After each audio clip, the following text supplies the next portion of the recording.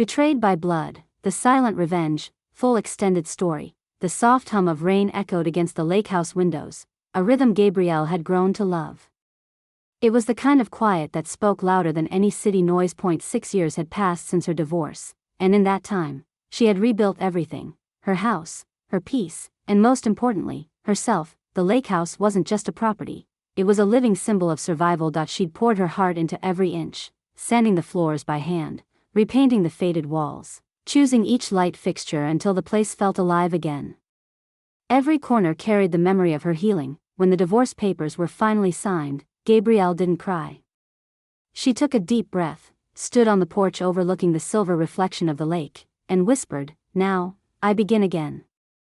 For 6 years, she lived quietly, working remotely as an architect, drawing homes for others while protecting the one space that had become her soul, until the night her peace was stolen, not by strangers, but by blood.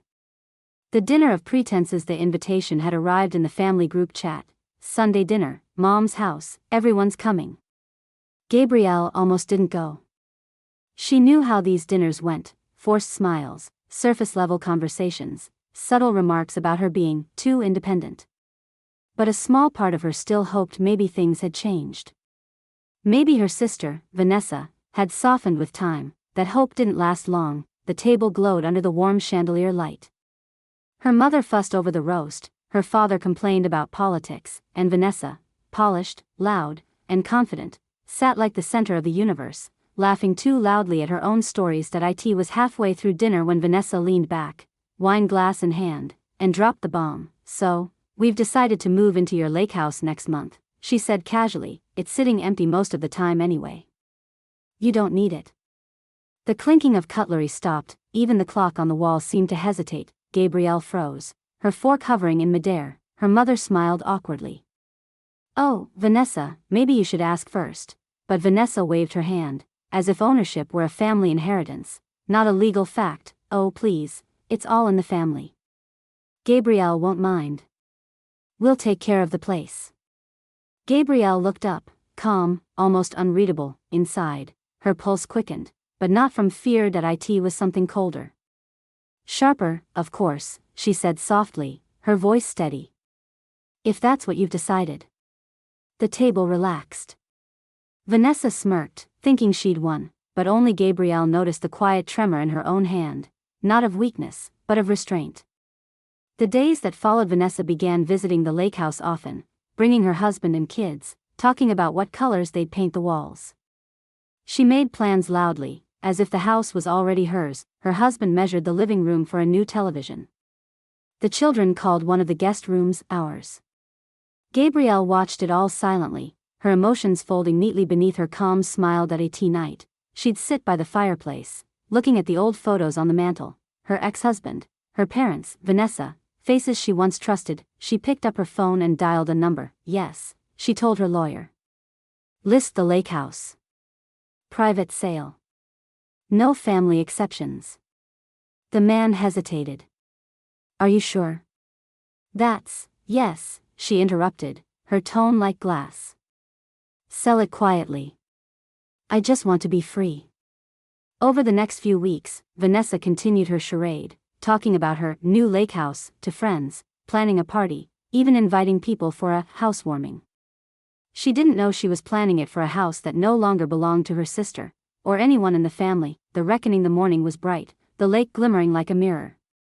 Vanessa's SUV rolled up the gravel driveway, music blasting, her husband joking about finally getting some lakefront peace. But as they turned the corner, confusion clouded their faces. Strangers were unloading furniture from trucks. A realtor's car was parked by the gate. "What the hell is this?" Vanessa snapped, stepping out. A man in uniform approached her politely. "Ma'am, this property has been sold. The new owners are moving in today." Vanessa blinked, disbelief twisting into fury. "That's impossible.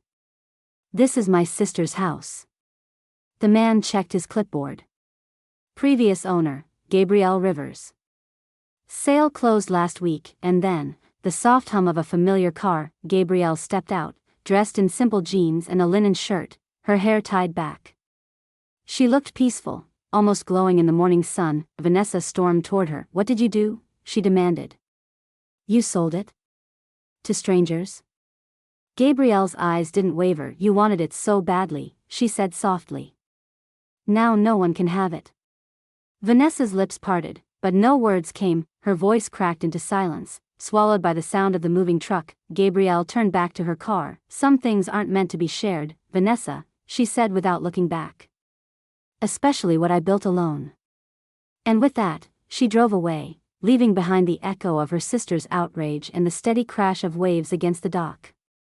The new beginning. Gabrielle's new home was smaller, a quiet cottage perched on a cliff overlooking the sea. It wasn't as grand as the lake house, but it was hers, untouched, undisputed, unclaimed. That night, she opened the windows and let the ocean air drift through the rooms. The sound of the waves felt like forgiveness. She poured a glass of red wine, wrapped herself in a blanket, and whispered, "Peace doesn't come from what we keep. It comes from what we let go." Her phone buzzed, a message from Vanessa, just 2 words. "How could you?" Gabrielle smiled faintly, typed back easily. She placed her phone face down, turned toward the sea, and closed her eyes. For the first time in years, her heart was silent, not heavy, not restless, just calm, because sometimes, the most powerful revenge isn't loud or cruel. It's ending the game without ever playing it. The lesson: never mistake calm for surrender. The quiet ones aren't weak, they're calculating. They may let you talk, laugh, and take, but when they decide to rise, they do it with precision, and when they walk away, they leave nothing behind, not even the chance to hurt them again.